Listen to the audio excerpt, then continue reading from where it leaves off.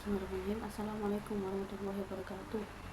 Alhamdulillahilladzi hadana li hadza wa ma kunna linahtadiya laula an hadana Allah wa ma kunna linajlisa laula an jalasana Allah. Amma ba'du. Yang saya hormati Ibu Husnul Khotimah selaku dosen pengampu mata kuliah Al-Quran Hadis.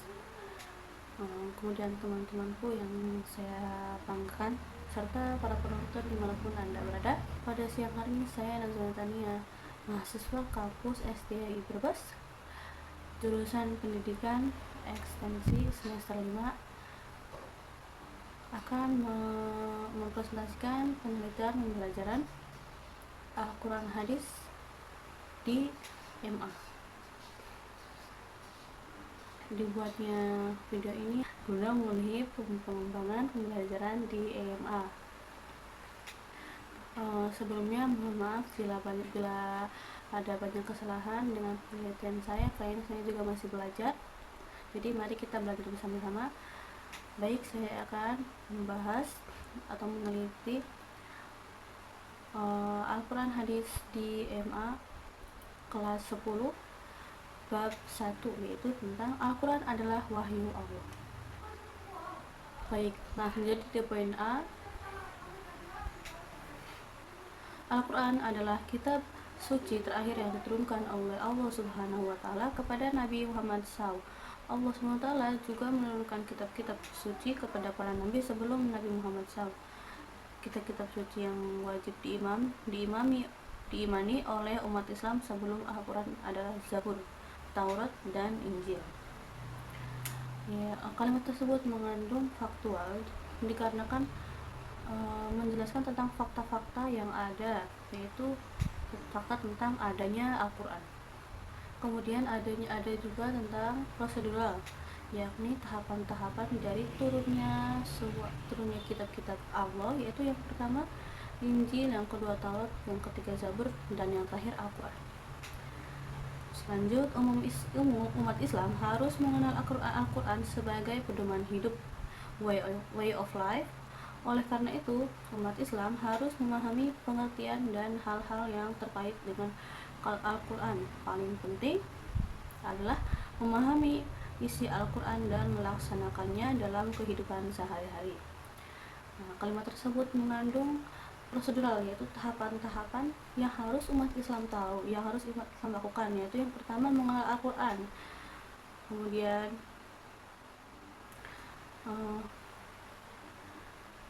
mengenal Al-Quran, memahami pengertian hal-hal yang berkaitan dengan Al-Quran. Yang paling penting memahami isi dari ayat-ayat Al-Quran. Kemudian Al-Quran adalah mukjizat terbesar Nabi Muhammad SAW yang berlaku selama-lamanya. Al-Quran tidak mungkin dapat ditiru dari aspek manapun oleh siapapun, baik dari segi indahnya bahasa maupun lainnya. Kalimat ini berisi faktual dikarenakan menyampaikan fakta bahwa Al-Quran adalah mukjizat Nabi Muhammad. Yang kemudian Al-Quran juga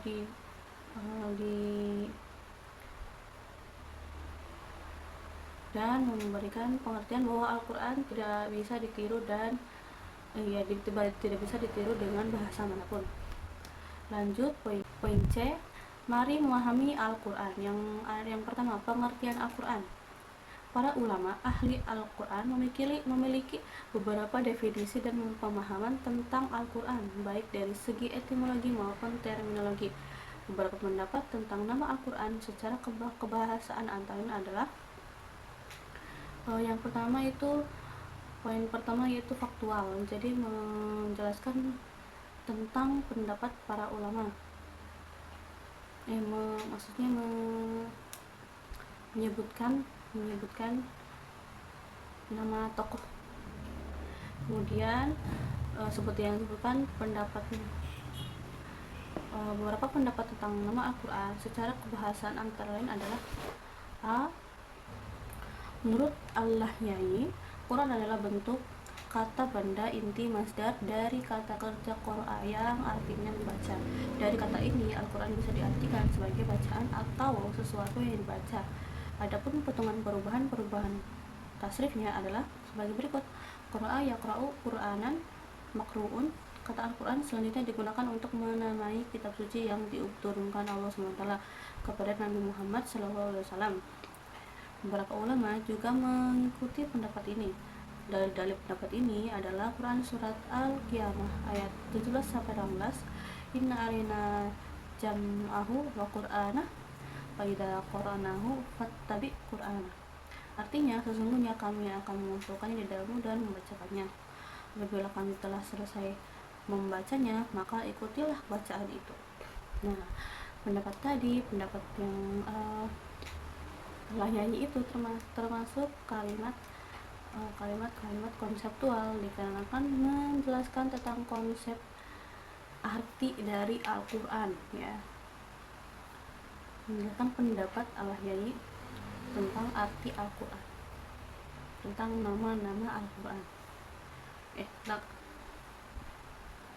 Tentang nama Al-Quran. Kemudian B, pendapat yang lain, menurut Al-Asy'ari, kata Al-Quran berasal dari lafaz qara'a, artinya menggabungkan sesuatu dengan yang lain. Kata ini lalu dijadikan sebagai nama kumpulan wahyu yang diturunkan kepada Nabi Muhammad SAW. Pendapat ini juga didasarkan pada kenyataan bahwa surat-surat, ayat-ayat, dan huruf-huruf Al-Quran saling beriringan dan saling digabungkan. Pendapat ini pun memiliki banyak pengikut. Ini kalimat tersebut juga termasuk konseptual, dikarenakan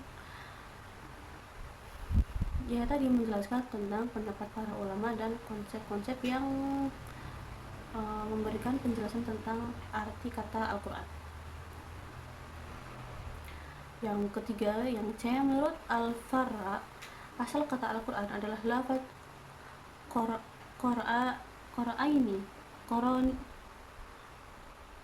qura'in yang merupakan bentuk jamak, dan kata qarinah yang berarti petunjuk atau indikator. Pendapat ini didasarkan pada kenyataan bahwa ayat-ayat Al-Quran saling membenarkan antara yang satu dengan yang lainnya. Nah, kalimat ini juga termasuk konseptual, dikarenakan menjelaskan tentang pendapat seorang ulama, yaitu menurut Al-Farisi. Menurut Az-Zujaj, kata Al-Quran berasal dari kata al-qar'u yang mengikuti susunan pola wazan, yaitu qu'lanu yang artinya al-jam'u, kumpulan. Argumen pendapat ini adalah karena Al-Quran terdiri dari kumpulan surat-surat dan ayat-ayat yang memuat kisah-kisah perintah dan larangan. Pendapat ini juga didasarkan karena Al-Quran mengumpulkan intisari dari kitab-kitab yang diturunkan kepada para nabi sebelum Nabi Muhammad SAW. Kemudian menurut Asy-Syafi'i, Imam Syafi'i berpendapat bahwa Al-Quran adalah isim alam, nama asli. Al-Quran menurut Imam Syafi'i tidaklah berasal dari kata apapun. Al-Quran memang sejak awal digunakan sebagai nama kitab suci yang diturunkan Allah SWT kepada Nabi Muhammad SAW. Al-Quran memang nama khusus yang diberikan oleh Allah, seperti juga nama-nama kitab suci terdahulu, yaitu Zabur, Taurat, Injil. Nah, semua dari tadi pendapat para ulama tersebut itu termasuk konseptual, dikarenakannya itu menjelaskan konsep-konsep atau teori-teori pendapat dari para ulama tentang makna kata Al-Quran.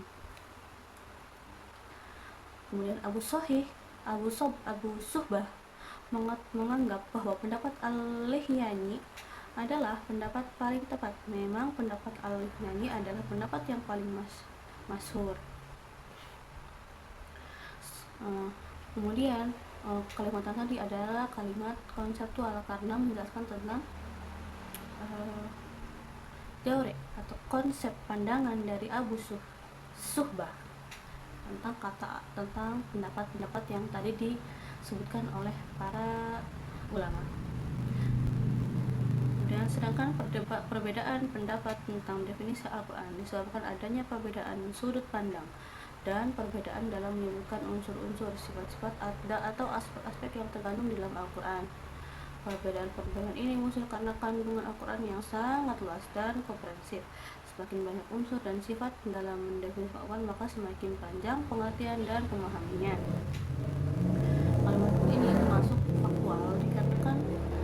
menjelaskan tentang fakta-fakta bahwa Al-Quran memang mempunyai makna yang sangat luas dan komprehensif.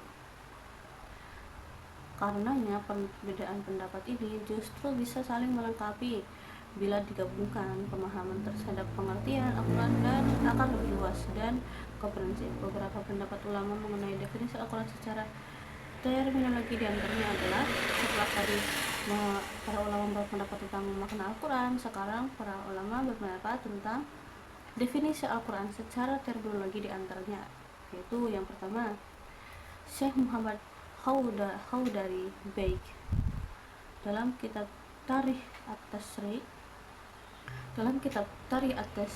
Al-Islam, Syekh Muhammad Haudari Baik mendefinisikan Al-Quran sebagai Al-Quran ialah lafaz atau firman Allah yang berbahasa Arab yang diturunkan kepada Nabi Muhammad SAW untuk difahami isinya dan selalu diingat, yang disampaikan dengan cara mutawatir, yang ditulis dalam mushaf, yang dimulai dengan surat Al-Fatihah dan diakhiri dengan surat An-Nas.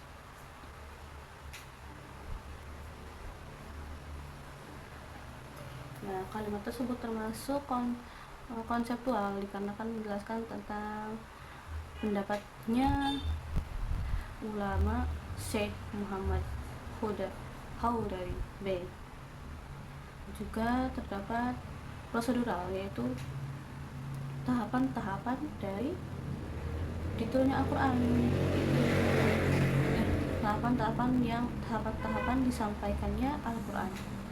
Yang pertama dengan cara mutawatir, kemudian ditulis dan dimulai surat Al-Fatihah dan diakhiri dengan surat An-Nas. Kemudian yang B, ulama yang kedua, yaitu Subhi Saleh mendefinisi Al-Quran sebagai berikut, yaitu Al-Quran adalah kitab Allah yang mengandung mukjizat yang diturunkan kepada Nabi Muhammad SAW, yang ditulis dalam mushaf yang disampaikan secara mutawatir dan menilai ibadah membacanya. Nah, ini juga termasuk konseptual dikarenakan menjelaskan tentang pendapat ulama Subhi Saleh tentang definisi Al-Quran.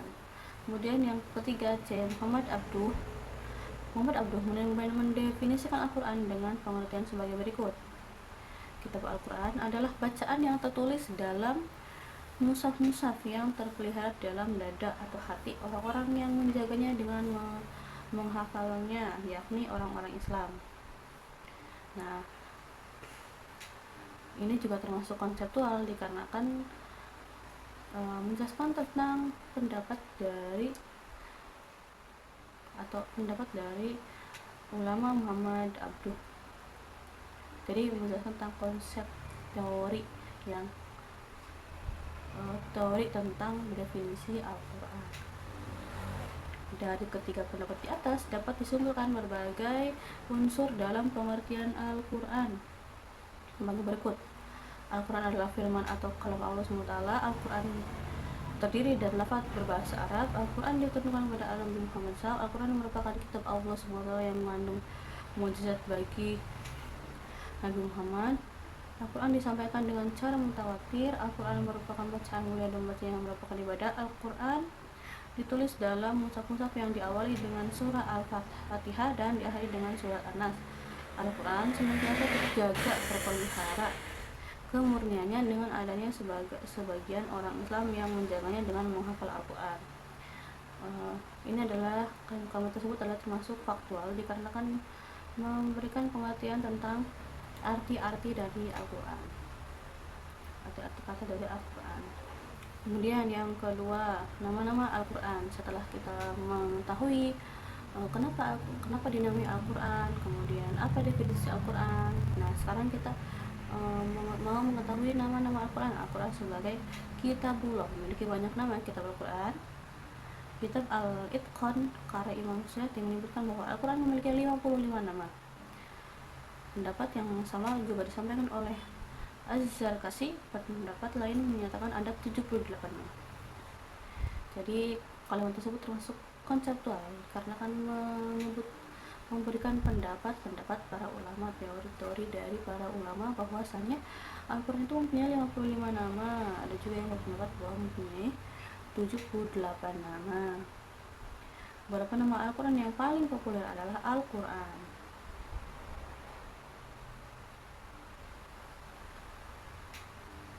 Nama Al-Quran adalah paling populer dan paling sering dilekatkan. Kita tentu masih ingat bahwa Al-Quran artinya bacaan atau yang dibaca. Adapun beberapa ayat yang di dalamnya terdapat istilah Al-Quran adalah sebagai berikut. Quran Surat Al-Baqarah ayat 185. Terjemahannya, bulan Ramadan adalah bulan yang di dalamnya diturunkan Al-Quran sebagai petunjuk bagi manusia dan penjelasan mengenai petunjuk itu dan pembeda. Kemudian dalil lain yaitu Quran Surat Ar-Raf ayat 24, dan apabila dibacakan Al-Quran maka dengarkanlah dan diamlah agar kamu mendapat rahmat. Kemudian Quran Surat Toha ayat 2, kami tidak menurunkan Al-Quran ini kepadamu Muhammad agar engkau menjadi susah. Nah, dan kalimat tersebut dari yang pertama sampai Quran Surat At-Taha ini termasuk konseptual karena menjelaskan tentang dalil-dalil yang ada dalam Al-Quran mengenai nama Al-Quran tersebut. Di samping nama Al-Quran yang telah disebut dalam ayat-ayat di atas, masih banyak lagi ayat-ayat Al-Quran yang di dalamnya terdapat nama terdapat nama Al-Quran seperti Quran Surat Yunus dan lain-lain. Ini merupakan faktual dikarenakan menjelaskan tentang penyebutan nama Al-Quran berulang kali di dalam ayat-ayat Al-Quran. Kemudian Alkitab. Al-Quran sering disebut sebagai Alkitab dan Kitabullah.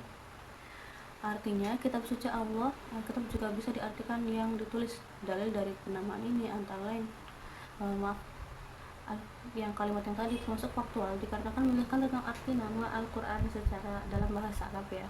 Arti nama Alkitab dari dalam bahasa. Kemudian dalil dari penamaan ini adalah antara lain dari Quran Surat Al-Baqarah ayat 2. Kitab Al-Quran ini tidak ada keraguan padanya, petunjuk bagi mereka yang bertakwa. Kemudian dalil yang kedua Al-Imran ayat 3, terjemahannya, dia menurunkan kitab kepadamu yang mengandung kebenaran, membenarkan kitab-kitab sebelumnya dan menurunkan Taurat dan Injil. Nah, dalil tersebut termasuk konseptual dikarenakan menjelaskan tentang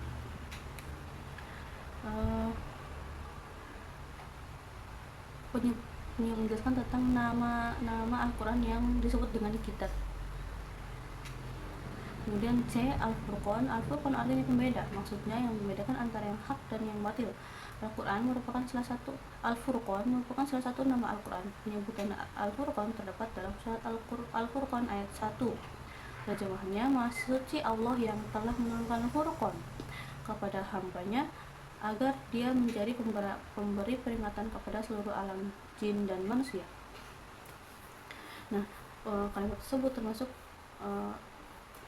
yang pertama yaitu yang arti dari Al-Furqan termasuk faktual dikarenakan menjelaskan arti nama Al-Furqan itu sendiri. Kemudian dalil-dalilnya termasuk konseptual dikarenakan menjelaskan tentang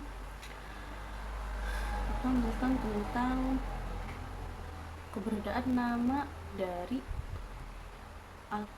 lain dari Al-Quran tadi yaitu Al-Furqan. Kemudian yang D, Az-Zikr. Az-Zikr artinya pemberi peringatan. Melalui Al-Quran Allah Subhanahu wa Ta'ala memberi peringatan kepada manusia. Ini juga termasuk faktual dikarenakan memberitahukan arti dari Az-Zikr tadi. Kemudian dalilnya yaitu dari surat Al-Hijr ayat 9 yang artinya, sesungguhnya kamilah yang menurunkan Al-Quran dan pasti kami pula yang melihatnya. Dalil kalimat ini yang tadi termasuk konseptual dikarenakan menjelaskan tentang dalil. Kemudian At-Tanzil. At-Tanzil artinya yang diturunkan. Ini termasuk faktual dikarenakan menjelaskan tentang arti At-Tanzil dalam bahasa Arab. Kemudian Al-Quran diturunkan oleh Allah SWT kepada Nabi Muhammad SAW melalui perantaraan malaikat Jibril untuk disampaikan kepada seluruh umat manusia. Penyebutan lafaz ini antara lain dari di surat As-Su'ara ayat 192. Terjemahannya, sesungguhnya Al-Quran ini benar-benar diturunkan oleh Tuhan seluruh alam, sedangkan nama-nama lain yang jumlahnya sampai banyak itu lebih merupakan karangan sifat fungsi atau indikator Al-Quran. Nah, dari yang tadi sebutkan termasuk konseptual dikarenakan menjelaskan tentang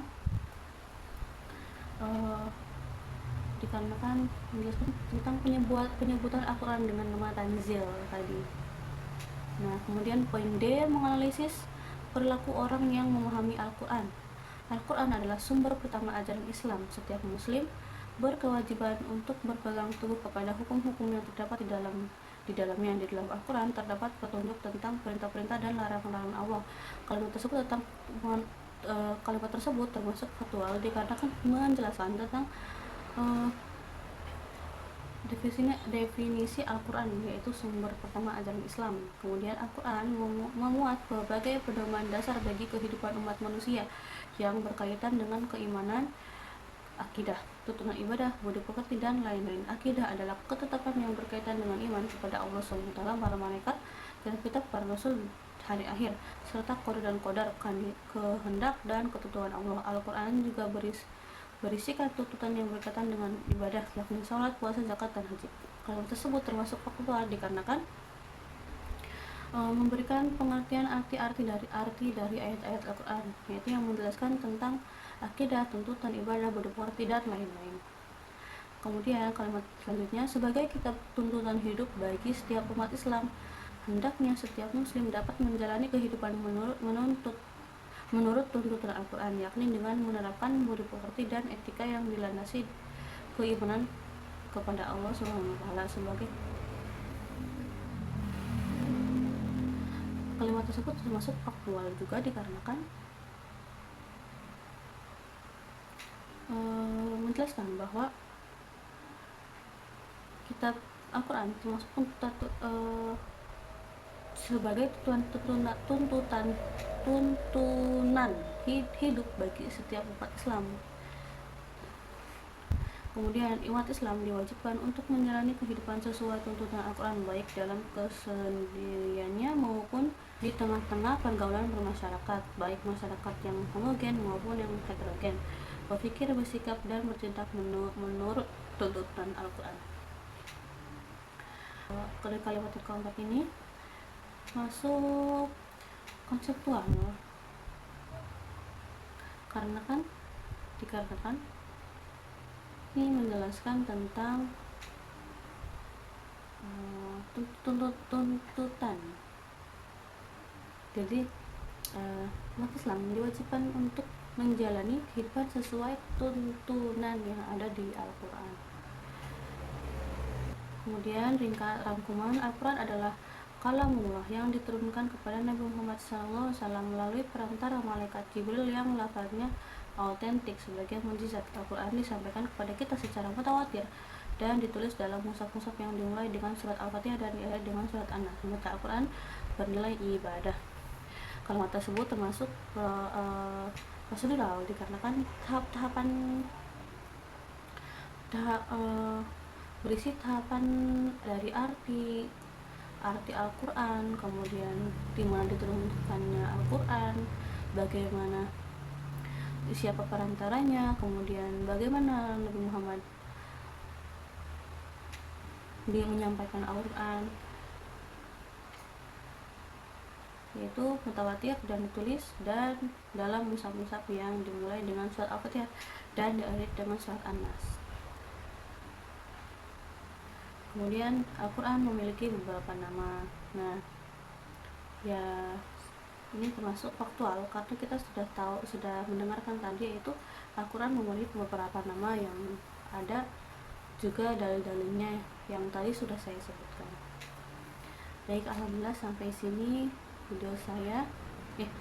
Alhamdulillah sudah selesai penelitian saya. Maaf bila banyak kesalahan, mohon dimaafkan. Saya juga masih belajar karena saya juga masih sedang belajar. Saya pamit undur diri. Wassalamualaikum warahmatullahi wabarakatuh.